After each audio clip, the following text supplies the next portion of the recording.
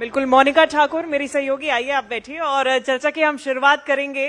और आज का दिन लंबा हो गया है, लेकिन बिहार की जो अभी तक की राजनीति देखी गई है उसमें ये जो चुनाव है उसमें लंबी लकीर एनडीए ने भी खींच दी है, तो चर्चा ये इतनी लंबी बनती भी है। सबसे पहले शुरुआत करूंगी, बहुत बधाई हो सर एनडीए की इस प्रचंड जीत के लिए। ये जो इस बार की जीत है ये ऐतिहासिक जीत मानी जा रही है। इसका श्रेय आप किसको देंगे? इसको आप जो मोदी नीतीश का चेहरा दिया गया आप उसको इसका श्रेय देंगे, या फिर जो रणनीतियां रही हैं उसको देंगे? ये मैंडेट आप किसको देंगे सर? आपके न्यूज 18 इंडिया को मैं धन्यवाद देता हूं कि आपने मुझे यहां अवसर दिया है। ये जो प्रचंड जीत मिली है उसके पीछे लगातार वर्षों तक जो एनडीए के कार्यकर्ता काम करते रहे हैं और एनडीए का जो नेतृत्व है मेरा, देश के यशस्वी प्रधानमंत्री आदरणीय नरेंद्र मोदी जी, आदरणीय गृह मंत्री श्री अमित शाह जी, जेपी नड्डा साहब और बिहार के विजनरी मुख्यमंत्री हमारे आदरणीय नीतीश कुमार जी को भी इसका श्रेय जाता है। कार्यकर्ता और नेता जब जुड़ते हैं अंतरात्मा से तो बड़ी विजय के लक्ष्य को साधते हैं। जब सेना और सेनापति दोनों का तालमेल बिठता है तो युद्ध के मैदान को हम फतह कर पाते हैं। आपका भी जनता के साथ एक तालमेल हमने देखा है। 3 बार के आप विधायक हैं, इस बार आप एक बहुत बड़ा मंत्रालय भी संभाल रहे हैं। बिहार में पर्यटन के लिहाज से बहुत ज्यादा संभावनाएं हैं। आपकी प्राथमिकता क्या रहने वाली है कि बिहार के उस पुराने गौरव को देश भर में नहीं विदेश भर में चमकाने का क्या आपका रोड मैप रहने वाला है आगे? बिहार की अपनी एक लंबी विरासत है। हम उस विरासत को लेकर आगे बढ़ेंगे और जो आज का सबसे ज्वलंत विषय है वो है कि भगवान श्री राम के मंदिर अयोध्या के तर्ज पर मां जानकी का मंदिर पुनौड़ा धाम में खड़ा हो जाना, रामायण सर्किट का बन जाना, शिव सर्किट का बन जाना, देवी सर्किट का बन जाना, इन सर्किटों के वजह से आज आधारभूत संरचना पर 20 वर्षों से काम हुआ है एनडीए की सरकार में। और आज आधारभूत संरचनाएं हम कह सकते हैं कि अब पूर्ण होने के कगार पर है। थोड़ा बहुत विकास निरंतर प्रक्रिया है, इसलिए चलती रहेगी, लेकिन उस हद तक हम पहुंच चुके हैं जहां से पर्यटन, उद्योग, रोजगार का सृजन ये सब होगा। और पर्यटन के क्षेत्र में रोजगार की असीम संभावनाएं हैं और हमारी जितनी विरासत है, बौद्ध सर्किट और हमारा सूफी सर्किट, ये सब जो कॉरिडोर बनेगा तो उसके कारण पर्यटक यहाँ आकर्षित होंगे। अभी 6 करोड़ 60 लाख पर्यटक प्रतिवर्ष यहाँ आ रहे हैं, उसको हमें बढ़ाना है। और पर्यटन के ऊपर कई देशों की अर्थव्यवस्था निर्भर करती है। तो भारत जैसे देश में और बिहार जैसे राज्य में पर्यटन विभाग जब काम करेगी तो संभावनाओं को तलाशते हुए उस ऊंचाई तक हम ले जाएंगे कि देश और दुनिया के पर्यटक एक बार बगैर बिहार आए अपने को पूरा नहीं मानेगा। अरुण जी, आप दावा करते हैं कि 6 करोड़ 60 लाख पर्यटक बिहार में आए 2024 में। आप ये भी कहते हैं कि 2025 में सितंबर तक 5 करोड़ 10 लाख पर्यटक आ चुके हैं, अभी और आने बाकी हैं। लेकिन जो बिहार के पर्यटन स्थल हैं वहां पर वो बेसिक सुविधाएं हैं जो देश और विदेश के जब पर्यटक आए तो दोबारा आना चाहिए। देखिए, मैंने कहा भी कि 20 वर्ष तक तो हम लोगों ने आधारभूत संरचना को ठीक करने में लगाया है, लॉ एंड ऑर्डर को ठीक करने में लगाया है। कोई पर्यटक तब तक नहीं जाएगा जब तक उस राज्य की कानून व्यवस्था सुदृढ़ नहीं रहेगी। जब तक सड़क मार्ग बढ़िया नहीं होगा, जब तक हवाई मार्ग बढ़िया नहीं होगा, तो पहुंचेगा कैसे पर्यटक। तो अब हमें ये सुविधा प्राप्त हो रही है और आपने देखा है कि लगातार हवाई अड्डों का विस्तार हो रहा है बिहार के अंदर। दरभंगा जैसे जगहों पर जब हवाई अड्डा बना तो लोग चिंतित थे कि क्या होगा, लेकिन आज वहां सर्वाधिक यात्री जुट रहे हैं। तो कहीं न कहीं आकर्षण बढ़ा है बिहार के प्रति और सुविधाएं भी हम लगातार बढ़ा रहे हैं। पर्यटन विभाग 5 स्टार भी बना रही है, इसलिए कि बहुत विदेशी पर्यटक हैं जिनको अच्छे होटल नहीं मिल रहे हैं ठहरने के लिए, अच्छी सुविधा नहीं मिल रही है। तो जैसे ही हम मां जानकी का मंदिर अगर पुनौरा धाम में बनवा रहे हैं, जिसके अब टेंडर की प्रक्रिया भी पूरी हो गई है, मैं कल ही परसों समीक्षा कर रहा था उसका, तो वो अब 3.5 साल में बन के तैयार होगा। तो उसके साथ हमने डिमोलिश कर दिया है एक पर्यटन की जो होटल था उसको, और उसकी जगह 3 स्टार या 4 स्टार तुरंत हम लोग उस पर निर्माण कराएंगे। एक मेरा सवाल ये था कि ये जो मां जानकी का मंदिर है आप अरुण जी, आप बनवा रहे हैं मिथिलांचल में सीतामढ़ी में, और अब जो चुनाव के दौरान बात निकल कर आई और कई लोगों का कहना था कि आपको चुनावों के समय ही मां जानकी की याद क्यों आ रही है। 20 साल तो था आपके पास में, तो अब जाके ही क्यों आपको मंदिर बनवाना याद आ रहा है। आपको मालूम है कि 550 वर्षों तक जब हमने संघर्ष किया है, तब जाकर अयोध्या में भगवान राम लला का मंदिर बन पाया है, उसका मार्ग बनने का प्रशस्त हुआ है। और जब राम लला का मंदिर बन गया तो मां सीता की मांग उठने लगी और तुरंत भारत के प्रधानमंत्री जी ने, भारत के गृह मंत्री जी ने, मुख्यमंत्री जी ने मिलकर उसके निर्माण का कार्य, शिलान्यास का कार्य पूरा कर दिया। तो अब ऐसे में उसको चुनाव से जोड़कर देखा जाएगा तो देश में तो चुनाव हरदम होते रहता है किसी न किसी राज्य का, कभी बंगाल से जोड़ दीजिएगा, कभी बिहार से जोड़ दीजिएगा।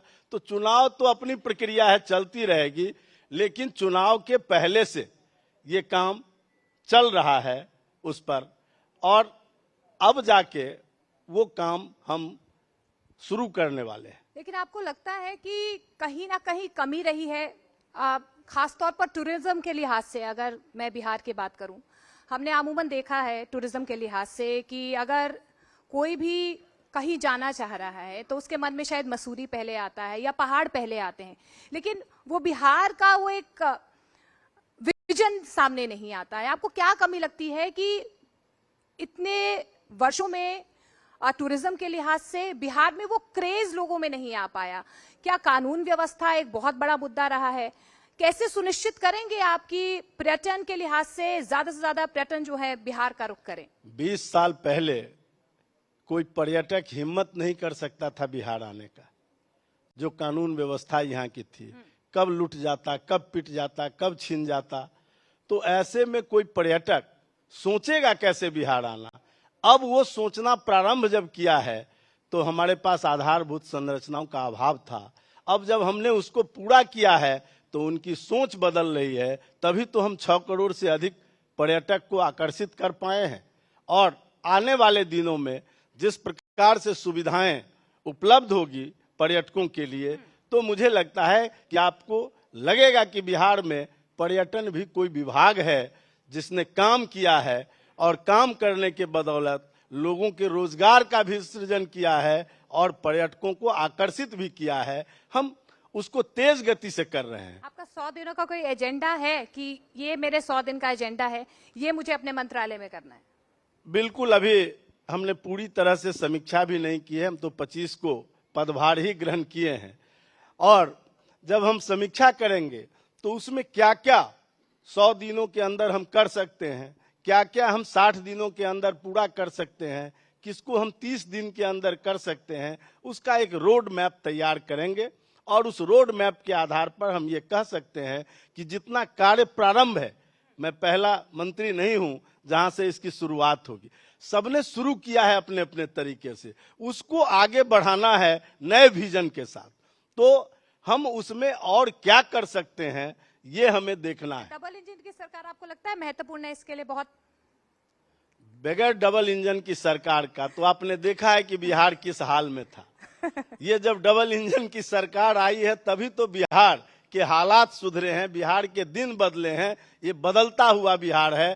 तेज गति से हम विकास किए हैं, तेज गति से हमारी गरीबी घटी है और जीडीपी रेशियो मेरा बढ़ा है, प्रति व्यक्ति आय बढ़ा है, सब तरह से हम मानव सूचकांक बढ़ा रहे हैं। तो सब पर हमारा काम चल रहा है और बिहार अब वो दिन दूर नहीं है कि पहले जिस प्रकार से बिहारी कहलाना शर्म की बात होती थी, अब बिहारी कहलाना गर्व की बात है। गर्व से कहो कि हम बिहारी हैं। अच्छा, आप गमछा भी आप लेकर आए और प्रधानमंत्री नरेंद्र मोदी ने एक मूवमेंट भी किया था, गमछा मूवमेंट, आप भी करेंगे आज एक?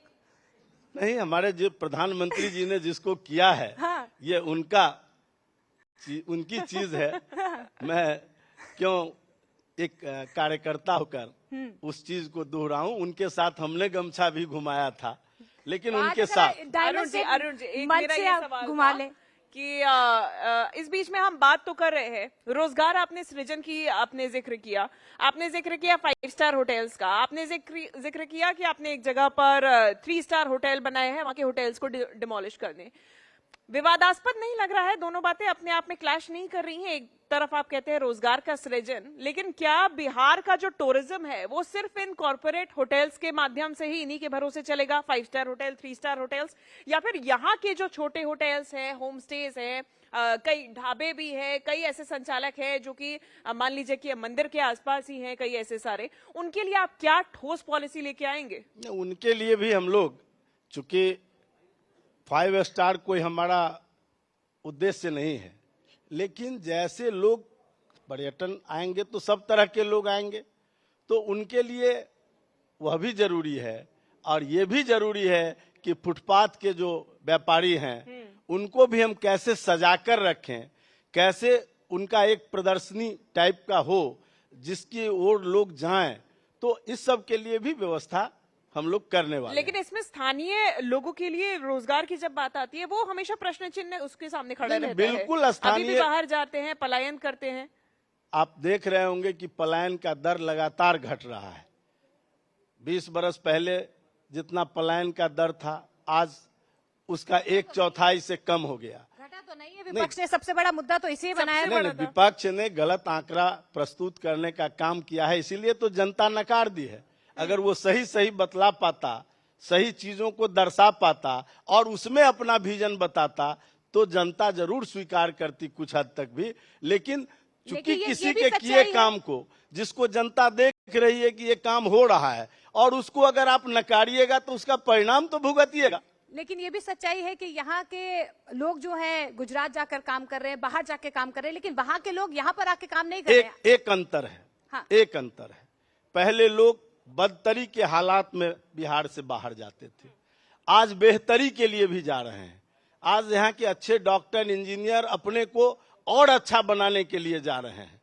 तो कोई अपने मॉडिफिकेशन के लिए अगर बाहर जाए तो उस पर प्रतिबंध भी नहीं लगाना चाहिए, क्योंकि आदमी का ये स्वाभाविक स्वभाव है कि वो अपना विकास अधिकतम करना चाहता है। लोग अधिकतम आनंद की खोज में होता है दुनिया, इसलिए उसको हम रोक नहीं सकते हैं।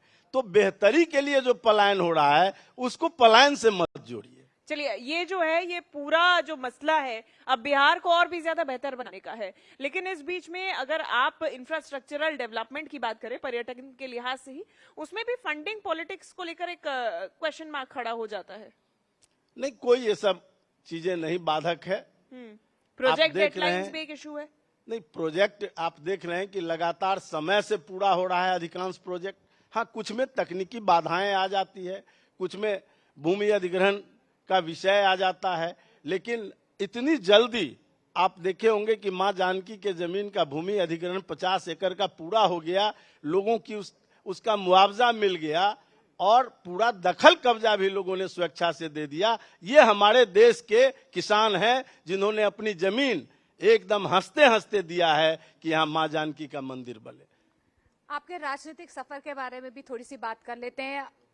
पहला चुनाव आपने 1990 में लड़ा था, लेकिन जीत आपको 20 साल के बाद यानी कि 2010 में मिली है। उसके बाद आप तीसरी बार विधायक बने हैं। 15 साल के बाद आप मंत्री बने हैं, ये पूरा सफर कैसा रहा है आपका? ये जिस दिन हम चुनाव लड़ते थे तो हम अपनी पार्टी को कभी कभी मना भी करते थे कि सर अब हमको छोड़ दीजिए, शायद ये सीट जीतने लायक नहीं है, केवल लड़ने लायक है। तो नेतृत्व कहते थे कि नहीं, दूसरा लड़ेगा तो और बुरा हाल हो जाएगा, इसलिए आप लड़िए। और बीच में एक बार पार्टी ने 2000 में मेरा टिकट चेंज करके दूसरे को भी दिया, लेकिन वो भी उसी तरह विफल हो गया बिल्कुल। तब पार्टी ने फिर मुझ पर भरोसा किया और पार्टी ने कहा कि नहीं, आप जाकर चुनाव लड़िए, हार जीत की चिंता बगैर किए हुए। और मैं लड़ता रहा एक सिपाही की तरह पार्टी का, चूंकि मैं विचारधारा के लिए काम कर रहा था, मैं एमएलए बनने के लिए नहीं काम कर रहा था। लेकिन मैं पार्टी को कह दिया था कि जिस दिन पहले चुनाव से दूसरे चुनाव में वोट घटेगा तब मुझको विवश मत करिएगा। लेकिन जनता ने वो आशीर्वाद बनाए रखा और 8000 से हमने शुरू करके आज 1,01,151 वोट लाकर मैंने 49.5% वोट तक पहुंचाया है पार्टी को, उसी क्षेत्र में जहां कभी हम जमानत जब्त करा लेते थे, जमानत जब्त करा कर लौटते थे। तो पहले चुनाव से दूसरे चुनाव में हर बार वोट बढ़ता रहा। 2010 में जब हम एमएलए हुए थे 36% के आसपास वोट प्राप्त हुआ था। 37 में जब हार गए, 15 में जब हार गए तो 37% वोट प्राप्त हुआ। और जब हम फिर 2020 में चुनाव जीते तो 44% से अधिक वोट लाकर हम चुनाव जीते। और इस बार जब फिर हम चुनाव जीते हैं तो 49.5% वोट लाकर जीते हैं। 51% का ही खेल है लोकतंत्र में। अब ऐसे में सवाल ये है कि देखिए, आपका जो राजनीतिक करियर है वो लगातार उसका ग्राफ ऊपर आया है। अभी आपने बताया कि कैसे आपने वो आंकड़े भी बदले हैं कि कितना वोट परसेंटेज आपके आने के बाद बदला। अब आपको मिली है जिम्मेदारी पर्यटन विभाग की, यहाँ पे ये आंकड़े कितना आप बदल कर दिखाएंगे? ये आंकड़े जो पर्यटक आने के हैं फुटफॉल बिहार में, उसमें कितना इजाफा आप करके दिखाएंगे? देखिए, जिस समय में हमको मिला है, जिस समय से हम चुनाव लड़े, वो समय बहुत बुरे दौर का था बिहार का, और इसलिए मुझे इतना वक्त लगा। लेकिन आज अच्छे दौर में हमें ये मंत्रालय मिला है। अब इसको स्पीड पकड़ने में कोई देर नहीं लगेगी, एक्सीलेटर दबाते जाइए, विकास होते जाएगा। ये स्थिति बिहार की बनी है, तेज गति से बिहार विकास कर रहा है और पर्यटन के क्षेत्र में भी तेज गति से विकास करेगा। ये मैं भरोसा इसलिए दिलाता हूं कि आज भी मैं उसी टूटे फूटे घर में, पुराने 60 साल पुराने घर में रह रहा हूं। आज तक मुझे कोई नया घर नसीब नहीं हुआ। यही सादगी तो है कि जनता का इतना प्यार आपको बार बार मिल रहा है। तो उसके हिसाब से मैं नहीं, बिहार के हिसाब से काम करूंगा, मैं अपने उन्नति के हिसाब से नहीं। अच्छा, ये सादगी है या शिकायत? नहीं, ये मेरी सादगी है और मैं सादगी में जीना पसंद करता हूं। जितने ही मेरे पास साधन होते हैं मैं अपने खर्च से उतना कटौती करता हूं, मैं कभी दूसरे जगह हाथ पैर नहीं मारता। अच्छा, टॉप 5 राज्यों में पर्यटन के लिहाज से बिहार कब पहुंच पाएगा? जी, टॉप 5 राज्यों में बिहार पर्यटन के लिहाज से क्या आपका विजन है कि कितने सालों में पहुंच पाएगा? देखिए, अभी हम 10वें राज्य हैं हाँ, पर्यटन के लिहाज हाँ। से।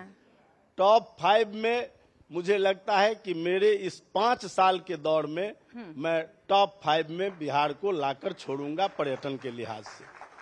अच्छा, ये दावा आपका जो टॉप 5 का है उसमें स्थानीय रोजगार और स्थानीय लोगों की भूमिका क्या रही? देखिए, मैं बिल्कुल वैसे ही परिवार से आता हूं जो छोटे छोटे व्यवसायी हैं, उसके दर्द को मैं जानता हूं। मेरे पिता हों, मेरे चाचा रहे हों या मेरे परिवार के लोग रहे हों, फुटकर चलाकर अपना पेट पालते रहे हैं, तो मैं उनके दर्द को पूरी तरह से जानता हूं। उसके दर्द को कभी बढ़ने नहीं देंगे, उस पर जरूर मरहम लगाएंगे, चाहे कितना भी बड़ा। एक साथ जहां कॉर्पोरेट भी आएंगे तो फुटकर विक्रेता भी उसी शान के साथ उस जगह होगा पर्यटक स्थल पर। दोनों साथ साथ चलेंगे, क्योंकि अलग अलग करने से देश और राज्य तरक्की नहीं तो अरुण जी, ये जो टॉप 5 का लक्ष्य है, ये केवल एक पॉलिटिकल नारा तो नहीं है कि कोई टाइम बाउंड पॉलिसी है या फिर कुछ बजट ब्रेकअप है इसमें? नहीं, जब जरूरत पड़ती है तो आज मैं 3 से 4 घंटे भी नींद लेकर काम कर रहा हूं। तो जरूरत पड़ेगी तो उसको और 2.5 घंटे में मैं पूरा करूंगा, ये हो सकता है। लेकिन मेरे परिश्रम और पुरुषार्थ से होगा तो उस लक्ष्य को साध कर रहेंगे। हो सकता है मैंने 5 साल कहा है, 4 साल में उस लक्ष्य को पूरा कर लें, ये मेरा टारगेट। उम्मीद यही है कि आप जो कह रहे हैं 4 सालों में ही आपका वो लक्ष्य पूरा हो। बहुत बहुत शुक्रिया अरुण शंकर प्रसाद जी हमारे साथ बातचीत करने के लिए, और बिहार के युवाओं को ये सुनिश्चित करने के लिए कि अब पर्यटन के लिहाज से जो रोजगार का सृजन होगा, आपको कहीं और जाना नहीं पड़ेगा, उस विकास के लिए आपको यहीं बिहार में ही काम करना होगा। बहुत बहुत शुक्रिया। बिल्कुल, हमारी सरकार का विजन है जी कि 25 से 30 में हम 1 करोड़ युवाओं को रोजगार देंगे, उसमें पर्यटन विभाग भी शामिल है। आज वादा कर रहे हैं इस मंच से, जवाब भी देना होगा 5 साल के बाद। मैं अपनी भूमिका उसमें इस प्रकार जरूर रखूंगा कि बिहार सरकार और पूरा बिहार तो यानी न्यूज पर्यटन 18 को भी इंडिया के आप उसमें मंच से वादा कर रहे हैं। बिल्कुल बिल्कुल कहिए बिहार की जनता आप सुन कहिए रही है बिहार की आपको। जनता को। बिल्कुल वादा कर रहा हूँ, न्यूज 18 के मंच से आप वादा करते बिल्कुल हैं। वादा कर रहा हूँ कि पर्यटन क्षेत्र में जो काम होगा वो रोजगारोन्मुखी काम होगा और उससे हमारे युवाओं को रोजगार मिलेगा। बहुत बहुत चलिए, शुक्रिया अरुण धन्यवाद। शंकर प्रसाद जी के लिए, बहुत बहुत तालियां। जोरदार तालियां हो जाए। उन्होंने वादा भी किया है, अब 5 साल बाद वो जवाब भी लिया जाएगा कि जो ये वादा किया था उसमें कितने काम करके दिखाए हैं। बहुत शुक्रिया। एक छोटे से ब्रेक के लिए यहाँ रुक रहे हैं। ब्रेक के बाद कहीं मत जाइए।